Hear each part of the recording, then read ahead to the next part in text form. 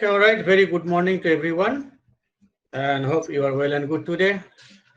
And today we're going to start the chapter 10, and we'll talk about the graphical user interface and also the event handling. All right, so let's move to the next slide. Okay, so what you will learn from this lesson today?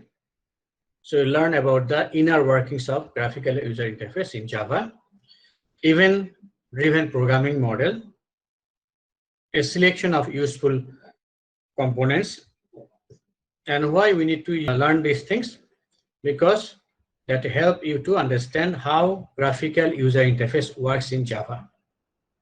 Okay, and how to go about developing graphical user interface in Java. All right,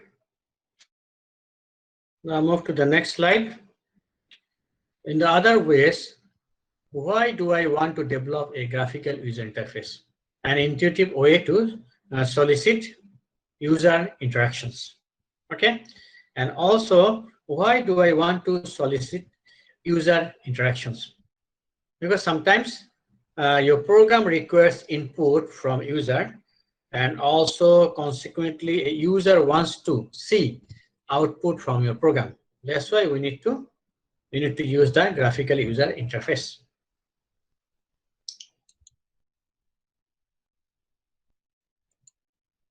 Okay, the next slide is the elements of graphical user interface. So the first one we call the components. That is basically visual objects that appear on the screen. Okay, these are the components. Next one is the layouts. That is control over the positioning of components within a container. What is container? Container is a place where you can put the components. Okay.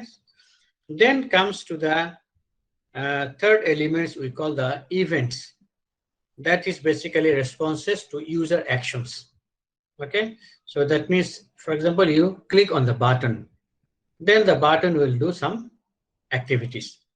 From there, they will come up with one output. Okay, so this is events. Then comes to the graphics, the component of graphical user interface, the graphics. That means you want to draw a line, then you want to draw some shapes, colors, fonts, etc. Okay, now look at the components here. There are two categories of components in Java classes. One we call the AWT, Abstract Windows Toolkit. That is inside the Java package, java.awt package, right? That is actually an older version of the components, rely on peer architecture, and that drawing done by the operating system platforms on which the application or applet is running. And we consider this one to be heavyweight. Okay, now comes up to the next one is the swing. Okay, this is another Java component classes, and we need to use in that case Java.X.Swing package. Okay, this is we call the newer version of the components. And then no peer architecture components, no peer architecture. The components draw themselves, and most are considered to be lightweight. Okay, now look at the parts of the class hierarchy in Java. The first one, if you look at here, the object is a parent class, right? And from there, if you look at here, the child class is component. Then again, the container is the child class of component. Okay. Then under the container is the child class of component. So under the container, again we have subclasses, window, and the other side is J component.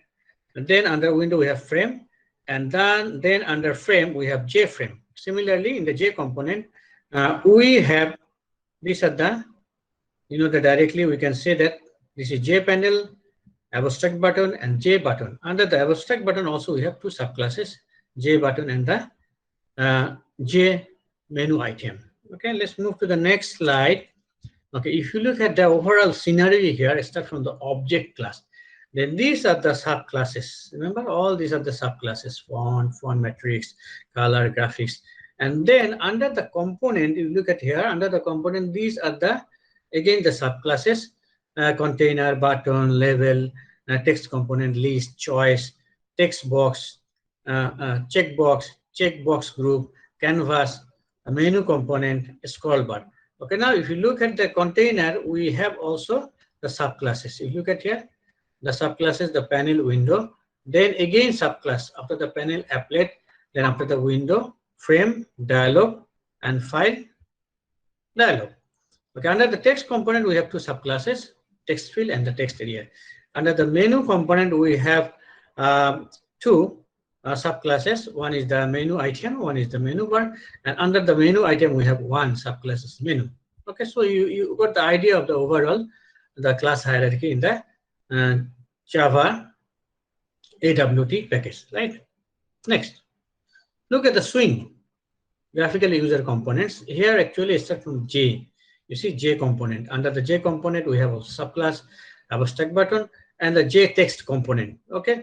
Then this is all of the, you see, subclasses of abstract button, and then this is subclass of menu item, J menu item, subclass of J toggle button.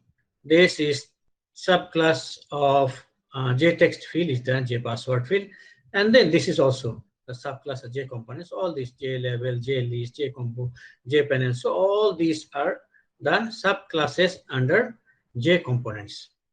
Okay, so I hope we understand what are the actually classes inside the Java Swing components. Let's move to the next.